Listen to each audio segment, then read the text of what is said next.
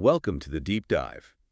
Today, we're plunging right into something that, well, it touches pretty much everything in our modern lives. Your phone, your clothes, maybe even your breakfast. That's right. We're talking about international business operations. Yeah, exactly. And our mission today is to really pull back the curtain on why companies go global, how they actually do it, the big factors they have to think about, and, of course, the risks involved.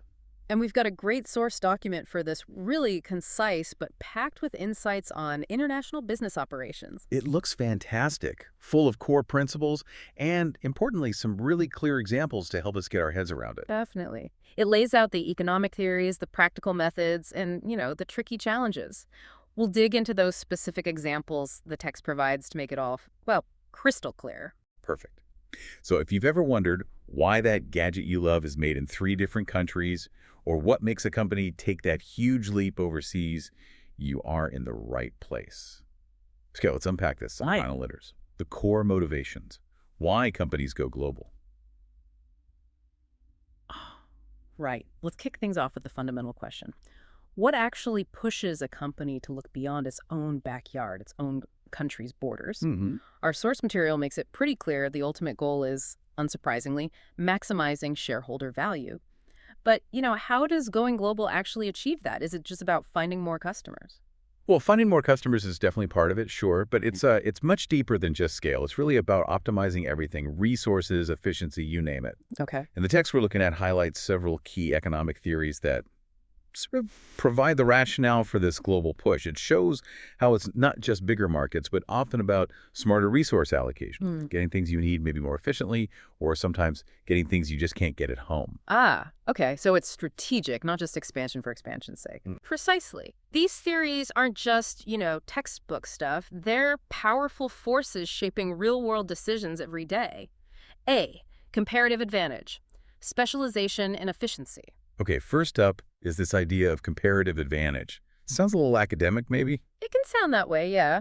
But the example in our source, the one about Bermuda, it really brings it down to earth. Okay, lay it on us. So comparative advantage at its core is the idea that specializing in what you're good at, really good at, and then trading for everything else makes everyone better off. Companies, countries, everyone. Right, focus on your strengths. Exactly. Maximize your efforts where they count most. Now, think about Bermuda. The text points out it's an island nation, produces zero gasoline, makes no vehicles. Huh. Okay, so how do people get around? Well, they specialize. Bermuda has poured its resources into becoming a top-tier tourist destination. That's their thing. Beautiful beaches, great service, the whole package. That's their comparative advantage. Ah, I see. So tourism brings in money. Loads of it. And what do they do with that money? They use it to import the cars and the fuel they need from countries that do specialize in making cars or drilling for oil. So instead of trying to build a car factory on a small island. Which would be incredibly inefficient, right? Yeah. They focus 100% on what they excel at tourism and trade for the rest. It's a perfect illustration. Bermuda maximizes its own resources and gets what it needs by trading with others who are maximizing their resources in different areas. Mutual benefit. Exactly. It shows it's not about being self-sufficient in everything. It's about being excellent at something and leveraging that through trade. What really stands out to you about that simple exchange, though, when you think about it? Well, it just seems so logical. Why waste resources trying to do something badly when someone else can do it well and you can trade for it? Yeah. Using the proceeds from what you do well. Precisely. And companies apply this exact same logic constantly. Think about, say, Apple designing iPhones in California. Right. But having them assembled in Asia, where the manufacturing expertise and scale provide a different kind of advantage, Apple focuses on design and software, its comparative advantage, and sources the manufacturing from partners who have their own advantage in large-scale production. So it's about optimizing the whole chain by leveraging different strengths globally. You got it. Focusing on your strengths, sourcing what you need efficiently from elsewhere. It drives efficiency, innovation, and ultimately that shareholder value we talked about. Be imperfect markets. Overcoming barriers to resources. Okay, so comparative advantage is about efficiency. But the source also talks about imperfect markets. This sounds like sometimes companies go global not just because it's better, but because they have to. That's a really important distinction, yes. The theory of perfect markets assumes resources, capital, labor, goods can flow freely across borders without restriction, but reality is, well, messier. Imperfect. Exactly. Markets are often imperfect. Resources might be physically immobile. You can't just move a giant copper deposit, right? Yeah. Or, more commonly, there are regulatory barriers, political issues, tariffs, quotas, all sorts of things that limit the free movement of resources. So you might need something, a specific mineral, a certain type of component, maybe even specialized labor, and you just flat out cannot get it reliably or cost effectively in your home country. Precisely. And if you can't get a critical input domestically, you're basically forced to look internationally. It Yeah. becomes a necessity, not just a choice for growth. And the source gives the example of high-tech components, Inc. Right. It does, yeah, it's a good illustration. This company makes advanced antenna systems, and they need these very specific electronic components. Okay. They manage to get about half of them domestically, which is great for stability. But the other half, they have to import, 35% from Asia, 15% from Europe. Their supply chain is inherently global because the needed components just aren't all available at home. So they were already dealing with an imperfect market situation. Right from the start. But then the text highlights what happened recently over the last 6 months. They faced a perfect storm. Oh. Component prices surged. Why? Well, production shortages hit their suppliers in Asia and Europe. Shipping costs went through the roof globally. And on top of that, political tensions flared up with some of the exporting countries. Wow, a triple whammy. Exactly. It wasn't just one thing, it was multiple market imperfections hitting them all at once. Supply chain disruptions, logistical nightmares, political friction. It made getting those essential components incredibly difficult and expensive. So what was their solution? Did they try to make the parts themselves? Nope. Their response, according to the source, was to seek out other international trading partners, diversify their global sources. Ah, so they doubled down on international, didn't retreat. They had to. It reinforces the point. Companies must often trade outside their borders, not just for efficiency, but simply to get access to essential resources, or, as in this case, to mitigate the risks inherent in those imperfect markets. So what does this mean for securing a supply chain? It means you need resilience, you need options, you need a global perspective. It really underscores that international operations aren't always about grabbing market share. Sometimes it's just fundamental to keeping the lights on. Absolutely. It can be about survival, see product cycle, from domestic success to global expansion. Okay, this next theory, the product cycle theory, sounds really interesting. Our source describes it almost like a predictable life journey for a product. It is, yeah. It suggests a common pattern.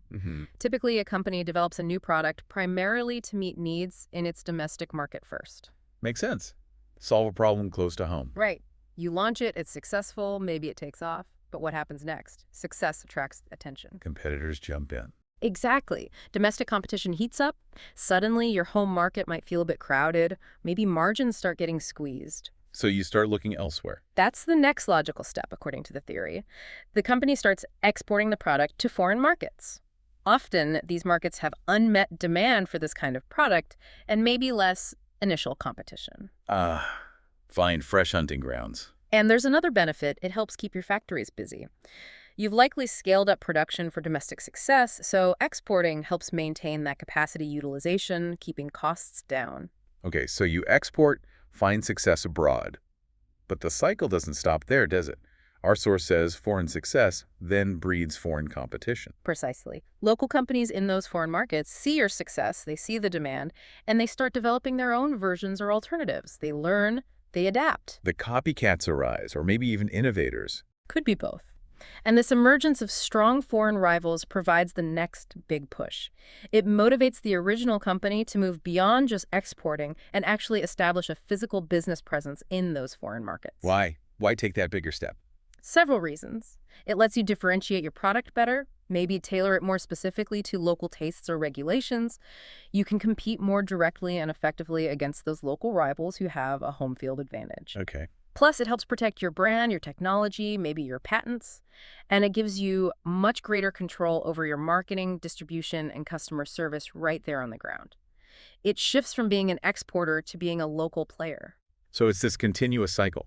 Domestic success, domestic competition, exporting foreign success, foreign competition, establishing foreign operations. That's the essence of it. It's a dynamic that pushes companies to constantly innovate, expand, and adapt internationally, often just to stay competitive, let alone grow. And you can see this playing out everywhere, can't you? Oh, absolutely. Think about smartphones, developed initially for, say, the US or Korean markets, then exported globally, which then spurred intense global competition and local manufacturing efforts everywhere. Or fast food chains. Yeah. Started in the US, exported the model, then franchised globally.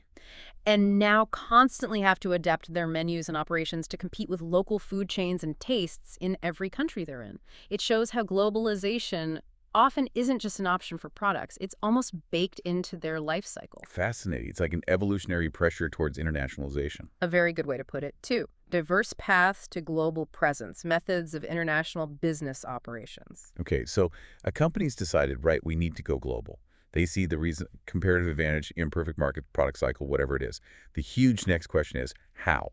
How do they actually do it? Hmm. Our source outlines several different ways, and it looks like a real spectrum, from fairly simple stuff to really deep commitments. It really is a spectrum, and choosing the right method is absolutely critical. These aren't just definitions in a textbook. They represent very different levels of capital investment, operational control, and importantly, risk exposure. So it's not one size fits all. The how depends on the company, the market, the product. All of the above. Resources, market characteristics, strategic goals, they all play into picking the right path, or maybe even a combination of paths. A, international trade, the basics of exporting and importing. Let's start with maybe the most straightforward one, international trade. This is just buying and selling across borders. Right. Exporting your stuff, importing what you need. Exactly. It's the foundation, often the first step for many companies. You're producing goods or services in one country and selling them in another, or vice versa. Seems like the lowest barrier to entry, maybe. Generally, yes. Compared to setting up factories or subsidiaries abroad, the initial capital investment is usually much lower. You're mainly dealing with logistics, customs, finding distributors or buyers. Testing the waters. Precisely. It allows companies to gauge international demand, learn about a foreign market, understand the regulations, all without making a massive, irreversible commitment of resources. It's a very common starting point. Selling the right to use. Okay, moving up the scale a bit, we have licensing. This is different. You're not selling a physical product, but the right to use something you own, like technology or a process. That's it exactly. An entity, the licensor, grants another entity, the licensee, the right to use its intangible property. Maybe a patented process, a manufacturing technique, a brand name, proprietary software in return for a fee, often called a royalty. And the source gives the example of Wireless Inc. in Mexico. Yeah, a good, clear example. Huh? Wireless Inc., a U.S. company, has the tech and know-how for cellular systems. Instead of building and running the system in Mexico itself, it licenses that technology to a Mexican company. So Wireless Inc. Yeah. provides the blueprint. And maybe some technical support, and the Mexican company builds and operates the system, paying Wireless Inc. a fee for using its technology. What's the advantage there? Yeah. Less risk. Less direct operational risk and much lower capital investment compared to building it themselves, definitely. It allows Wireless Inc. to penetrate the Mexican market and earn revenue from its technology without the massive cost and complexity of direct operations. It leverages a local partner's market knowledge and operational capability. Makes sense. I can see how this works well for tech or pharma companies. Hugely relevant there. Software, drug formulas, unique manufacturing processes. Licensing is a very common way to take intellectual property global without needing boots on the ground everywhere. You're essentially monetizing your innovation through partners. Sharing the business model. Okay, next up, franchising. This feels a bit like licensing, but more comprehensive. It's about replicating an entire business system. That's a great way to think about it. With franchising, the franchisor doesn't just license a piece of technology. They provide the whole package. The brand name, the operating procedures, the marketing strategy, the training manuals, ongoing support. Essentially their entire proven business model. So it's like cloning your successful business. Pretty much, yeah. The franchisee buys into this proven system and operates under the franchisor's brand and guidelines. And the example is Flippa Burger Inc. going into Peru. Right. Flippa Burger, the U.S. franchisor, doesn't open its own restaurants in Peru. It finds local entrepreneurs and Peru franchisees and provides them with everything. The recipes, the store layout, the logo, the marketing campaigns, extensive training. And in return? The franchisee pays fees, could be an initial fee, ongoing royalties based on sales, contributions to advertising funds. Flippa Burger gets rapid market expansion using the franchisee's capital and local knowledge. While maintaining brand consistency through the training and rules. That's key. Quality control and brand image are vital in franchising. It allows for very rapid global expansion, especially for retail and service businesses. Think fast food, hotels, coffee shops. You see it everywhere. It leverages local drive, but keeps central control over the brand identity. Exactly. A powerful model for scaling standardized businesses quickly. D-joint ventures. Collaborative strengths. Okay, now joint ventures. This sounds like a proper partnership, two companies teaming up. It is. It's more collaborative than franchising or licensing. Typically, two or more companies decide to pool resources and expertise to create a new, separate business entity, which they jointly own and control, to pursue a specific project or market opportunity. Why do that instead of going it alone? Usually, it's about leveraging complementary strengths or sharing risks and costs that might be too high for one company alone. Our source mentions taking advantage of the comparative advantage of one or both participants. Like the engulf and devour example with the French company? Yes, Engulf and Devour, the U.S. food company, wants to sell its sweets in France. Building a whole distribution network there from scratch would be, well, daunting. Expensive and slow. Very. So they team up with Chebroul, a French company that already has a strong established distribution network throughout France. They form a joint venture. So engulf and devour gets instant market access via Chez Brul's network. Exactly. And Ches Brulee. Maybe they get a new product line to push through their existing network, increasing its efficiency, plus a share of the profits from the venture. It's a win-win, combining U.S. product with French distribution muscle. Precisely. Joint ventures allow companies to share risks, combine unique assets like distribution, technology, market knowledge, manufacturing capability, and overcome entry barriers. It's a very strategic way to enter complex markets or tackle large projects by partnering with someone who brings something crucial to the table. E. Direct foreign investment, DFI. Taking direct control. All right, this next one. Direct foreign investment, or DFI, feels like the ultimate commitment. This is where you're actually buying or building operations in another country. It really is the deepest level of involvement. Yeah. DFI means an entity takes a controlling ownership stake in a business enterprise in a foreign country. How does that usually happen? Two main ways, typically. One is acquisition. You buy an existing foreign company outright, and it becomes your subsidiary. The other is a greenfield investment. You build your own operations from the ground up in the foreign country.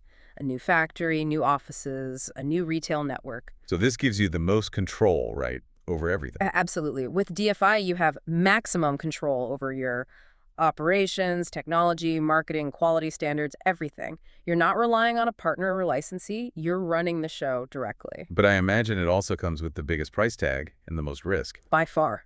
DFI requires the largest capital investment and directly exposes the company to all the political, economic, and cultural risks of operating in that foreign country. Yeah. There's no buffer. If the political situation sours or the economy tanks, your investment is directly on the line. So it's high control, high risk, high reward potential. That sums it up well. Companies usually undertake DFI when they see significant long-term strategic advantages in having full control and a deep integrated presence in a key foreign market, and they believe the benefits outweigh the substantial costs and risks. It's a major strategic move. F. Global sourcing. The orchestration of the entire cycle. Okay, finally, global sourcing. This sounds less like a single method and more like an overarching strategy. The source calls it synchronizing all levels, R&D, production, marketing internationally. That's a great way to put it. Global sourcing isn't really a distinct method like DFI or licensing. It's a broader strategic approach that often uses a combination of those other methods. How so? The idea is to break down your entire value chain from the initial idea and research through developing and making components, final assembly, marketing, distribution, customer service, and then find the absolute best place in the world to perform each specific activity. So it's not just where do we build the factory, it's where's the best place for R&D? Where's the best place for component A, for component B, for assembly, for marketing? Exactly. You're optimizing each individual step on a global scale.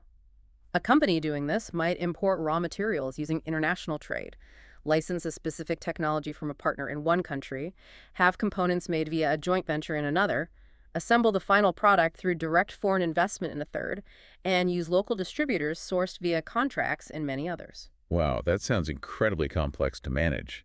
like conducting a global orchestra. It is complex. Our source clarifies it's implemented through a whole range of arrangements: import-export, licensing, franchises, joint ventures, DFI. It's about orchestrating the entire product lifecycle across borders to achieve maximum efficiency, quality, and access to specialized skills or resources wherever they might be. So a modern smartphone is a perfect example. Designed in one place, chips made in another, screen in a third, assembled in a fourth, software may be developed globally. Precisely. That intricate global web of activities, all coordinated, that's global sourcing in action. It's the pursuit of ultimate efficiency and specialization across the entire value chain, enabled by the other methods we've discussed. 3, navigating the global landscape. Relevant factors for international business operations. Okay, so a company's picked its strategy, chosen its method, but just jumping in isn't enough, is it? There are huge environmental factors they need to grapple with in that new country. Absolutely crucial point. Moving beyond the how and why, this is about the where and the what else. Operating internationally means stepping into a whole new environment, often with fundamentally different rules, norms, and It's challenges. not just about logistics. It's about understanding a completely different playing field. Exactly. And our source groups these critical factors into several key areas. These are the things that can really make or break an international venture, regardless of how good the core business idea is. A, political and legal influences. The rules of the game. First up, and maybe the most potentially volatile, are the political and legal influences. Every country has its own unique political climate and legal system, and these create both risks and requirements for foreign businesses. And the scariest political risk mentioned is asset expropriation, where the government just takes your stuff. That's the most extreme example, yes. A national government seizing the assets of a foreign company. It doesn't happen often in most places, but the risk needs to be assessed, especially for large, fixed investments like factories or infrastructure. It has huge implications for planning and even just financial reporting. Yikes. Okay, short of outright seizure, what else falls under this? Taxes and tariffs seem obvious. Definitely. Governments use taxes and tariffs strategically to raise revenue, sure, but also to protect domestic industries, manage trade flows, and influence economic activity. Understanding the tax code, import duties, export regulations, it's incredibly complex. And the source mentions transfer pricing as a way companies try to manage this. Right. Transfer pricing is about setting the prices for goods, services, or intellectual property that are exchanged between different parts of the same multinational company, like between a parent company and its foreign subsidiary. Companies try to set these prices strategically to minimize their overall global tax bill, but tax authorities scrutinize this very heavily. So governments can also just put limits on things, Right. like how much of a company you can own. Yes, absolutely. Some governments restrict foreign ownership, particularly in sensitive sectors. They might say a foreign company can only own, say, 49% of a local venture, mandating majority local ownership. Or they might restrict participation in joint ventures altogether in certain areas. That directly impacts which entry methods are even possible. It does. Then there are what the source calls content or value-added limits, or sourcing requirements. A government might offer lower tariffs if your product includes a certain percentage of locally sourced materials or labor. Trying to boost their own economy. Exactly. But it can force a company to change its carefully optimized global supply chain, maybe using local suppliers that aren't as efficient or high quality as their preferred global ones. It's a trade-off. Market access versus operational efficiency. And foreign trade zones, what are those? These are designated areas, often near ports or airports, where the usual customs rules are different. Goods can be imported into the zone, processed, assembled, stored, whatever, without paying tariffs immediately. Okay. Tariffs are only paid if the finished goods then leave the zone to be sold within that country. If they're re-exported out of the country from the zone, tariffs might be avoided altogether. It impacts logistics, facility location, and cash flow related to duties. Wow. So navigating the political and legal side sounds like a full-time job requiring lawyers, lobbyists, political analysts. For major operations, absolutely. It's complex, constantly changing, and country-specific. B, economic systems, different foundations of commerce. Okay, beyond politics and law, the fundamental economic system itself must make a huge difference, right? How the whole economy is structured. A massive difference. You can't just assume a business model that works in a market economy like the US will work the same way in a more centrally planned system or one dominated by different structures. Our source mentions centrally planned economies first, like China, historically at least. Yes, or places like Cuba or North Korea today. In these systems, the government owns or heavily controls the major factors of production land, capital, major industries. Business decisions are often driven by state plans rather than pure market forces. Private enterprise, if allowed, faces significant restrictions and government oversight. Very different operating environment. Totally. Then you have the opposite. Market economies. The US, Japan, most of Western Europe. Here, individuals and private companies own most factors of production. Competition, supply, and demand are the primary drivers. Much more decentralized. That's more familiar territory for many Western companies. Generally, yes. But then the source highlights another important structure, conglomerates, specifically mentioning the Japanese keiretsu and Korean chaebol. Right, I've heard those terms. Huge, interconnected groups of companies. Exactly. They're often these vast, self-sustaining ecosystems. A single conglomerate might include banks, manufacturing companies, trading companies, suppliers, distributors, all linked together through cross-shareholdings and close relationships. Almost like a mini economy within the larger one. In some ways, yes. And the fascinating point our source makes is that these kinds of tightly integrated structures, with all that coordination and potential exclusion of outsiders, would likely violate antitrust laws in the U.S. Ah, so what's normal business practice in one major economy could be illegal in another? Precisely. It shows just how fundamentally different the accepted structures and rules of the game can be. And that raises a huge question, doesn't it? If you're an independent company from the US trying to compete in Korea or Japan, how do you effectively deal with these massive integrated kaibal or keiretsu that operate under completely different rules and structures? Yeah, how do you compete with, or even partner with, something that operates on such a different model? It must require a completely different strategy. It absolutely does. You have to understand the underlying economic architecture you're entering. The unseen rules of engagement. This next factor, culture, feels like it could be the trickiest. It's often invisible, those unwritten rules and values.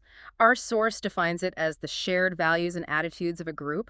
It's way more than just language, isn't it? Oh, far, far more. Hmm. Culture is like the water fish, swim in it. It's everywhere, shapes everything, but often goes unnoticed until you encounter a different cultural environment. And misunderstandings here can be incredibly damaging in business. So what are some key cultural dimensions the source highlights? Well, one major one is individualism versus collectivism. This is about whether the culture prioritizes individual achievement and autonomy or group harmony and loyalty. Like the U.S. being generally high on individualism. Right. Emphasis on personal success, individual decision-making.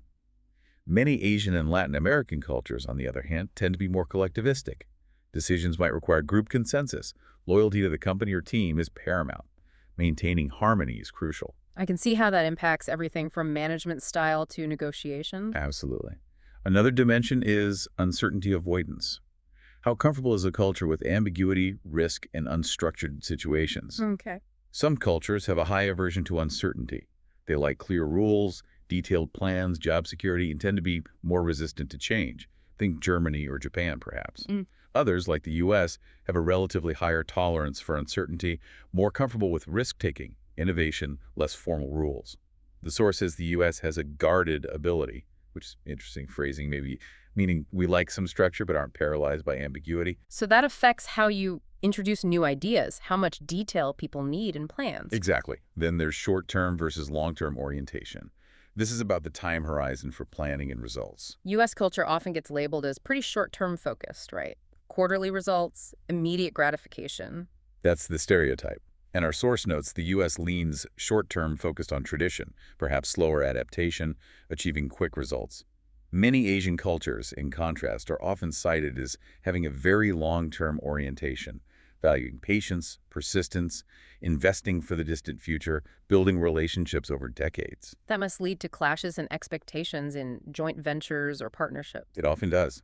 Different views on investment payoff periods, relationship building, strategic planning horizons.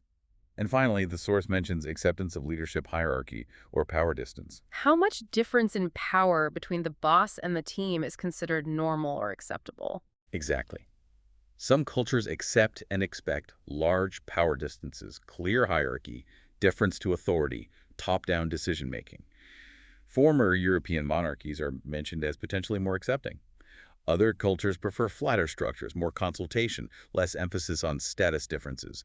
The U.S. is seen as somewhat balanced. And the source notes former colonies in Asia or South America might be more distrustful of wide power dispersions. Yeah, perhaps due to historical experiences. These aren't rigid boxes, of course, but understanding these general tendencies is vital. Misjudging cultural norms in negotiations, marketing, management, even product design can lead to serious friction or outright failure. Cultural intelligence is absolutely key. D technology and infrastructure, the practical backbone. Okay, moving from the cultural to the very practical, technology and infrastructure. This is the real nuts and bolts stuff, isn't it? Even the best plan fails if the basic infrastructure isn't there. Absolutely. You can have the best product and the smartest strategy, but if you can't communicate reliably, move goods efficiently, or even get consistent electricity, you're in trouble. Our source rightly points out the wide differences you find globally. What are the key elements here? Communication seems basic. Crucial. Reliable internet, stable phone networks, essential for coordinating operations, managing data, customer service, everything. Then transportation systems, roads, ports, airports, rail. How efficient are they? How costly? Can you get raw materials in and finished goods out predictably? Poor logistics can kill your margins and timelines. And things we might take for granted, like power and water. Hugely important. Consistent, reliable power and water sources are non-negotiable for most manufacturing and even many service operations. Interruptions can be incredibly costly. Then there's the human side, training staff. Right. Is there a local workforce with the necessary skills? Or will you need to invest heavily in training staff? This impacts costs, quality, and ramp-up time. Human capital infrastructure is just as important as physical infrastructure. And finally, something maybe less obvious. Differences in accounting practices. Yes. It sounds dry, but it's critical. Different countries have different accounting rules, like U.S. GAAP versus IFRS. This affects financial reporting, tax compliance, how you consolidate results from subsidiaries, how you even evaluate the performance of a foreign operation. It adds a layer of complexity to the finance function. So you really need to assess this practical backbone before committing. It dictates feasibility and cost. It absolutely does. It's the foundation upon which the whole operation rests. Yeah. 4. Mitigating the downside, inherent risks of international business operations. All right, we've talked a lot about motivations and methods and factors, but every opportunity has a flip side, risk. Going global clearly comes with significant inherent risks. Definitely. And understanding, assessing, and planning how to mitigate these risks is just as important as spotting the opportunity in the first place. These risks can directly hit your financial performance, your cash flows, your bottom line. Our source groups them into a few main categories. Let's start with exchange rate fluctuation, the currency roller coaster. Yes, a major one for any international business. The value of currencies constantly shifts, and that creates risk.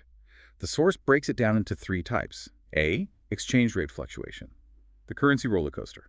First is transaction risk. This is the risk that the value of a specific individual transaction changes between when you agree to it and when you actually pay or receive the money, purely because the exchange rate moved. Like, I agree to buy supplies from Germany for $1 million, expecting it to cost $1.1 million. But by the time I pay, the euro strengthens and it costs me $1.2 million instead.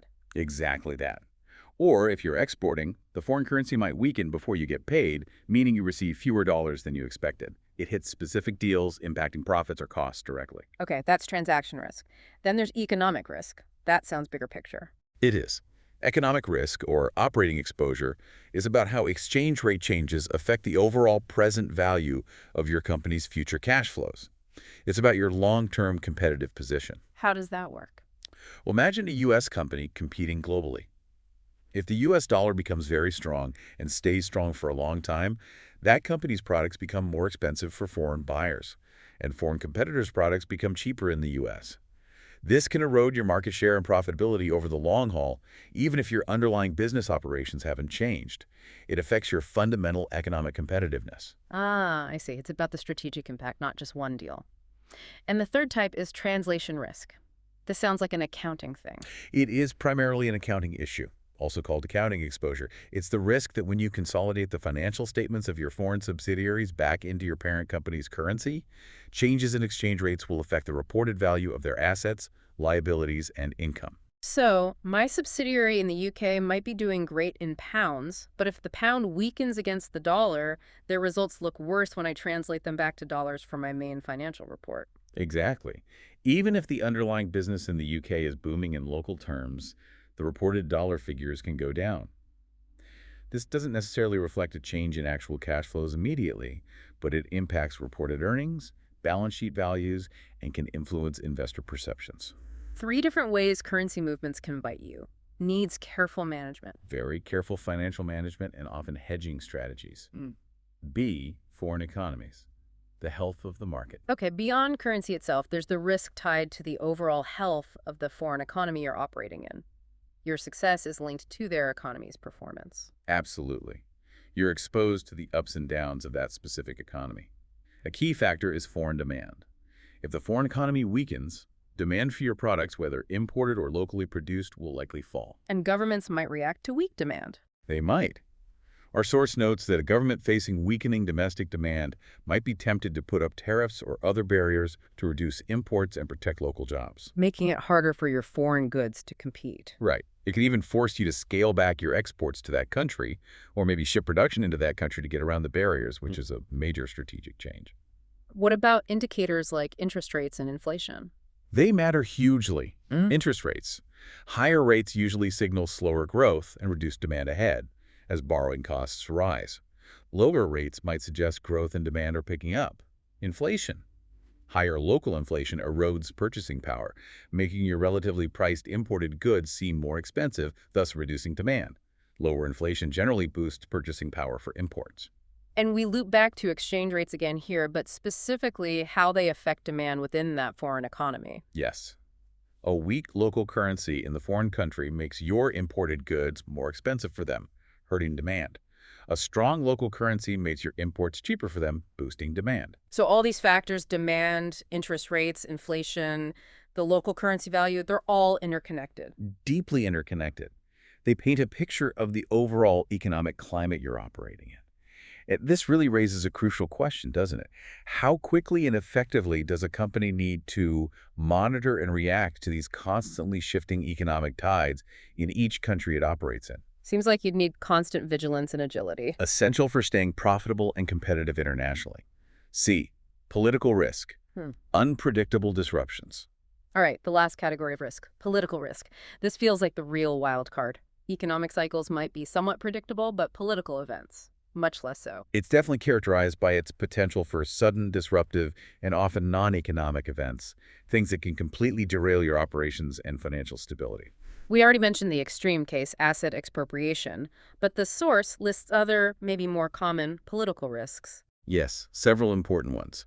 Things like bureaucracies and inefficiencies, excessive red tape, corruption, slow permit processes. These aren't just annoyances. They could be significant barriers to trade and add huge hidden costs. Corruption is a big one, I imagine. Bribes, unfair advantages for connected locals. A major risk, both ethically and legally, especially with laws like the Foreign Corrupt Practices Act for U.S. companies. Then there's the general host government's attitude towards foreign firms. Are they welcoming and stable, or suspicious and constantly changing the rules?